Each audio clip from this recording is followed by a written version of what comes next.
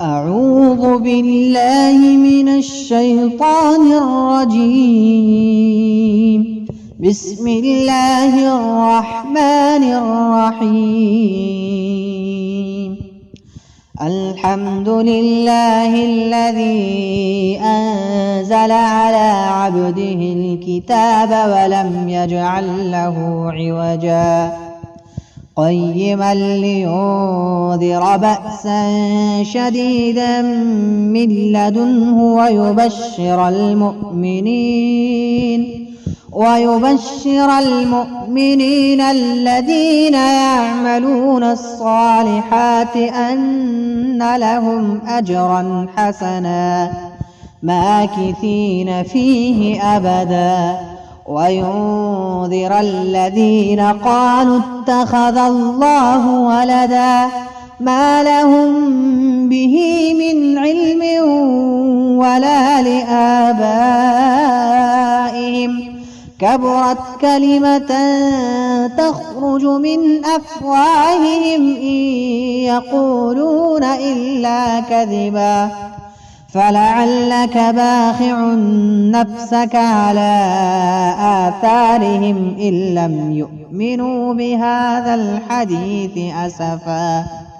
إنا جعلنا ما على الأرض زينة لها لنبلوهم أيهم أحسن عملا وإنا لجاعلون ما عليها صعيدا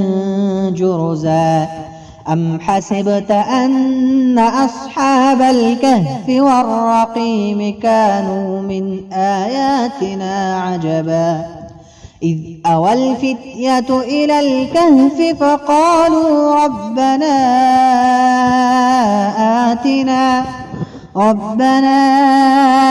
آتنا من لدنك رحمة وهيئ لنا من أمرنا رشدا فضربنا على آذانهم في الكهف سنين عددا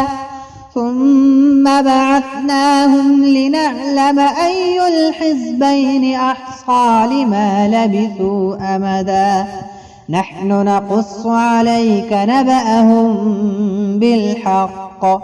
إنهم فتية آمنوا بربهم وزدناهم هدى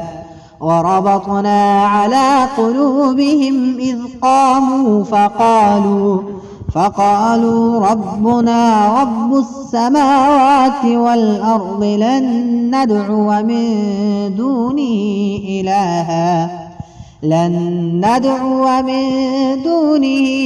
إلها لقد قلنا إذا شططا هؤلاء قومنا اتخذوا من دونه آلهة لولا يأتون عليهم بسلطان بين فمن أظلم ممن افترى على الله كذبا وإذ اعتزلتموهم وما يعبدون إلا الله فأووا إلى الكهف ينشر لكم ربكم من رحمته ويهيئ لكم من أمركم مرفقا وترى الشمس إذا طلعت تزاور عن كهفهم ذات اليمين وإذا غربت تقرضهم ذات الشمال وهم في فجوة منه ذلك من آيات الله من يهد الله فهو المهتد ومن يضلل فلن تجد له وليا مرشدا وتحسبهم أيقاظا وهم رقود ونقلبهم ذات اليمين وذات الشمال وكلبهم باسط ذراعيه بالوصيد لو اطلعت عليهم لوليت منهم فرارا ولملئت منهم رعبا وكذلك بعثناهم ليتساءلوا بينهم قال قائل منهم كم لبثتم قالوا لبثنا يوما أو بعض يوم قالوا ربكم أعلم بما لبثتم فابعثوا أحدكم بورقكم هذه إلى المدينة فلينظر أيها أزكى طعاما فليأتكم برزق منه وليتلطف ولا يشعرن بكم أحدا إنهم إن يظهروا عليكم يرجموكم أو يعيدوكم في ملتهم ولن تفلحوا إذا أبدا وكذلك أعثرنا عليهم ليعلموا أن وعد الله حق وأن الساعة لا ريب فيها إذ يتنازعون بينهم أمرهم فقالوا ابنوا عليهم بنيانا ربهم أعلم بهم قال الذين غلبوا على أمرهم لنتخذن عليهم مسجدا سيقولون ثلاثة رابعهم كلبهم ويقولون خمسة سادسهم كلبهم رجما بالغيب ويقولون سبعة وثامنهم كلبهم قل ربي أعلم بعدتهم ما يعلمهم إلا قليل فلا تمار فيهم إلا مراء ظاهرا ولا تستفت فيهم منهم أحدا ولا تقولن لشيء إني فاعل ذلك غدا إلا أن يشاء الله واذكر ربك إذا نسيت وقل عسى أن يهديني ربي لأقرب من هذا رشدا ولبثوا في كهفهم 300 سنين وازدادوا 9 قل الله أعلم بما لبثوا له غيب السماوات والأرض أبصر به وأسمع ما لهم من دونه من ولي ولا يشرك في حكمه أحدا واتل ما أوحي إليك من كتاب ربك لا مبدل لكلماته ولن تجد من دونه ملتحدا واصبر نفسك مع الذين يدعون ربهم بالغداة والعشي يريدون وجهه ولا تعد عيناك عنهم تريد زينة الحياة الدنيا ولا تطع من أغفلنا قلبه عن ذكرنا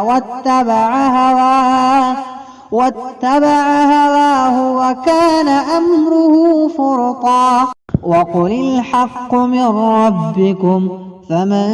شاء فليؤمن ومن شاء فليكفر أعتدنا للظالمين نارا أحاط بهم سرادقها وإن يستغيثوا يغاثوا بماء كالمهل يشوي الوجوه بئس الشراب وساءت مرتفقا إن الذين آمنوا وعملوا الصالحات إنا لا نضيع أجر من أحسن عملا أولئك لهم جنات عدن تجري من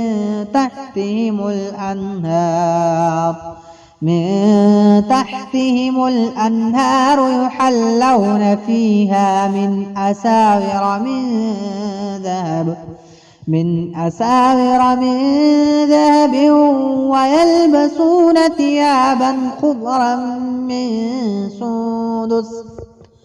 ويلبسون ثيابا خضرا من سندس واستبرق متكئين فيها على الأرائك نعم الثواب وحسنت مرتفقا. واضرب لهم مثل الرجلين جعلنا لأحدهما جنتين من أعناب وحففناهما بنخل وجعلنا بينهما زرعا كلتا الجنتين آتت أكلها ولم تظلم منه شيئا وفجرنا خلالهما نهرا وكان له ثمر فقال لصاحبه وهو يحاوره أنا أكثر منك مالا وأعز نفرا ودخل جنته وهو ظالم لنفسه قال ما أظن أن تبيد هذه أبدا وما أظن الساعة قائمة ولئن رددت إلى ربي لأجدن خيرا منها منقلبا. قال له صاحبه وهو يحاوره أكفرت بالذي خلقك من تراب ثم من نطفة ثم سواك رجلا لكن هو الله ربي ولا أشرك بربي أحدا ولولا إذ دخلت جنتك قلت ما شاء الله لا قوة إلا بالله إن ترني أنا أقل منك مالا وولدا فعسى ربي أن يؤتيني خيرا من جنتك ويرسل عليها حسبانا من السماء فتصبح صعيدا زلقا أو يصبح ماؤها غورا فلن تستطيع له طلبا وأحيط بثمره فأصبح يقلب كفيه على ما أنفق فيها وهي خاوية على عروشها ويقول يا ليتني لم أشرك بربي أحدا ولم تكن له فئة ينصرونه من دون الله وما كان منتصرا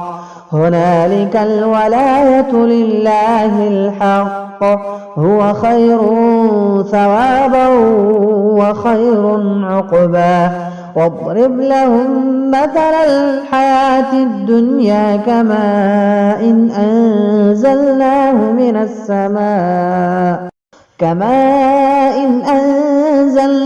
من السماء فاختلط به نبات الأرض فأصبح هشيما تذروه الرياح وكان الله على كل شيء مقتدرا. المال والبنون زينة الحياة الدنيا والباقيات الصالحات خير عند ربك ثوابا وخير أملا. ويوم نسير الجبال وترى الأرض بارزة وحشرناهم فلم نغادر منهم أحدا وعرضوا على ربك صفا لقد جئتمونا كما خلقناكم أول مرة بل زعمتم أن لن نجعل لكم موعدا ووضع الكتاب فترى المجرمين مشفقين مما فيه ويقولون يا ويلتنا ما لهذا الكتاب لا يغادر صغيرة ولا كبيرة إلا أحصاها ووجدوا ما عملوا حاضرا ولا يظلم ربك أحدا وإذ قلنا للملائكة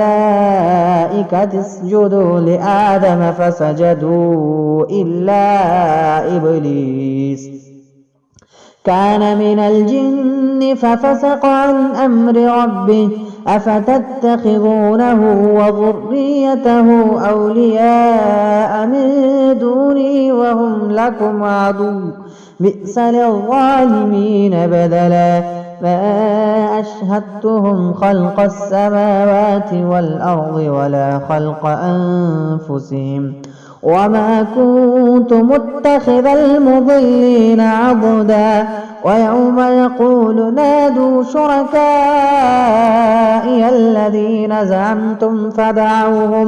فدعوهم فلم يستجيبوا لهم وجعلنا بينهم موبقا ورأى المجرمون النار فظنوا أنهم مواقعوها ولم يجدوا عنها مصرفا ولقد صرفنا في هذا القرآن للناس من كل مثل وكان الإنسان أكثر شيء جدلا وما منع الناس أن يؤمنوا إذ جاءهم الهدى ويستغفروا ربهم إلا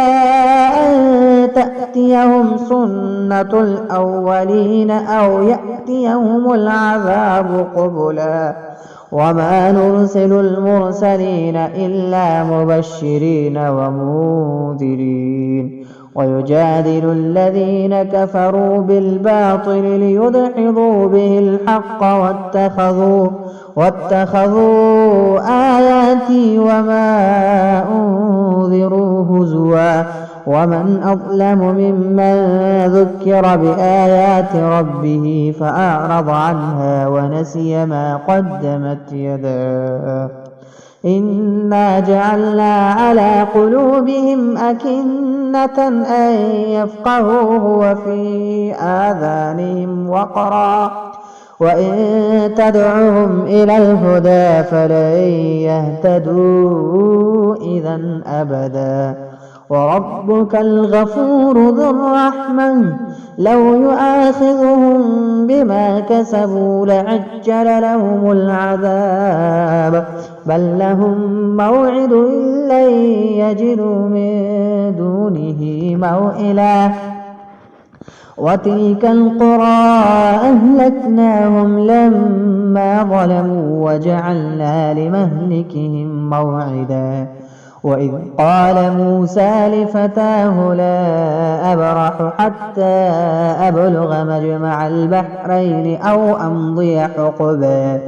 فلما بلغا مجمع بينهما نسيا حوتهما فاتخذ سبيله في البحر سربا فلما جاوزا قال لفتاه آتنا غداءنا لقد لقينا من سفرنا هذا نصبا قال أرأيت إذ أوينا إلى الصخرة فإني نسيت الحوت وما أنسانيه إلا الشيطان أن أذكره واتخذ سبيله في البحر عجبا قال ذلك ما كنا نبغي فارتدا على آثارهما قصصا فوجدا عبدا من عبادنا آتيناه رحمة من عندنا وعلمناه من لدنا علما قال له موسى هل أتبعك على أن تعلمني مما علمت رشدا قال إنك لن تستطيع معي صبرا وكيف تصبر على ما لم تحط به خبرا قال ستجدني إن شاء الله صابرا ولا أعصي لك أمرا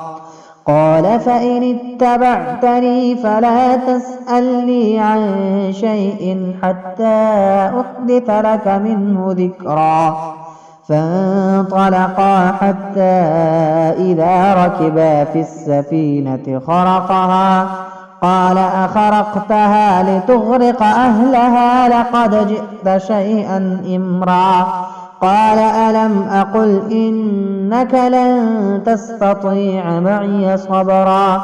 قال لا تؤاخذني بما نسيت ولا ترهقني من أمري عسرا فانطلقا حتى إذا لقيا غلاما فقتله قال أقتلت نفسا زكية بغير نفس لقد جئت شيئا نكرا قال ألم أقل لك إنك لن تستطيع معي صبرا قال إن سألتك عن شيء بعدها فلا تصاحبني قد بلغت من لدني عذرا فانطلقا حتى إذا أتيا أهل قرية استطعما أهلها فأبوا أن يضيفوهما فوجدا فيها جدارا يريد أن ينقض فأقامه قال لو شئت لاتخذت عليه أجرا قال هذا فراق بيني وبينك سأنبئك بتأويل ما لم تستطع عليه صبرا أما السفينة فكانت لمساكين يعملون في البحر فأردت أن أعيبها وكان وراءهم ملك يأخذ كل سفينة غصبا وأما الغلام فكان أبواه مؤمنين فخشينا أن يرهقهما طغيانا وكفرا فأردنا أن يبدلهما ربهما خيرا منه زكاة وأقرب رحما وأما الجدار فكان لغلامين يتيمين في المدينة وكان تحته كنز لهما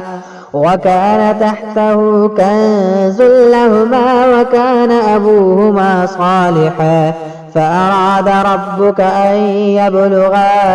أشدهما ويستخرجا كنزهما رحمة من ربك وما فعلته عن أمري ذلك تأويل ما لم تسطع عليه صبرا ويسألونك عن ذي القرنين قل سأتلو عليكم منه ذكرا إنا مكنا له في الأرض وآتيناه من كل شيء سببا فأتبع سببا حتى إذا بلغ مغرب الشمس وجدها تغرب في عين حمئة ووجد عندها قوما قلنا يا ذا القرنين إما أن تعذب وإما أن تتخذ فيهم حسنا قال أما من ظلم فسوف نعذبه ثم يرد إلى ربه فيعذبه عذابا نكرا وأما من آمن وعمل صالحا فله جزاء الحسنى وسنقول له من أمرنا يسرا ثم أتبع سببا حتى إذا بلغ مطلع الشمس وجدها تطلع على قوم لم نجعل لهم من دونها سترا كذلك وقد أحطنا بما لديه خبرا ثم أتبع سببا حتى إذا بلغ بين السدين وجد من دونهما قوما لا يكادون يفقهون قولا قالوا يا ذا القرنين إن يأجوج ومأجوج مفسدون في الأرض فهل نجعل لك خرجا على أن تجعل بيننا وبينهم سدا قال ما مكني فيه ربي خير فأعينوني بقوة أجعل بينكم وبينهم ردما آتوني زبر الحديد حتى إذا ساوى بين الصدفين قال انفخوا حتى إذا جعله نارا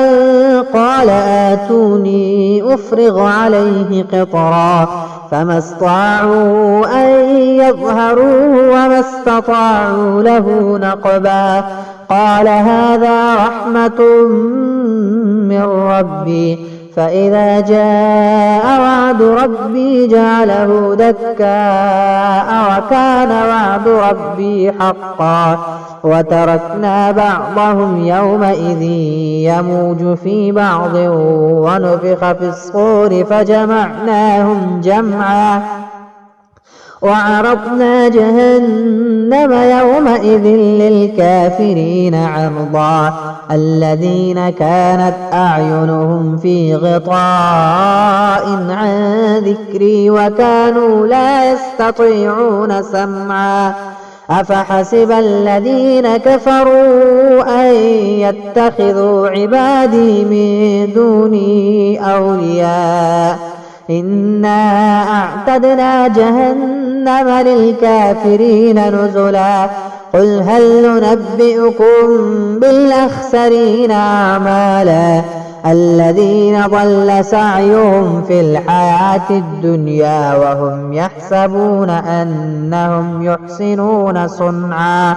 أولئك الذين كفروا بآيات ربهم ولقائه فحبطت أعمالهم فلا نقيم لهم يوم القيامة وزنا ذلك جزاؤهم جهنم بما كفروا واتخذوا آياتي ورسلي هزوا إن الذين آمنوا وعملوا الصالحات كانت لهم جنات الفردوس نزلا خالدين فيها لا يبغون عنها حولا قل لو كان البحر مدادا لكلمات ربي لنفد البحر قبل أن تنفد كلمات ربي ولو جئنا بمثله مددا قل إنما أنا بشر مثلكم يوحى إلي أنما إلهكم إله واحد فمن كان يرجو لقاء ربه فليعمل عملا صالحا ولا يشرك بعبادة ربه أحدا.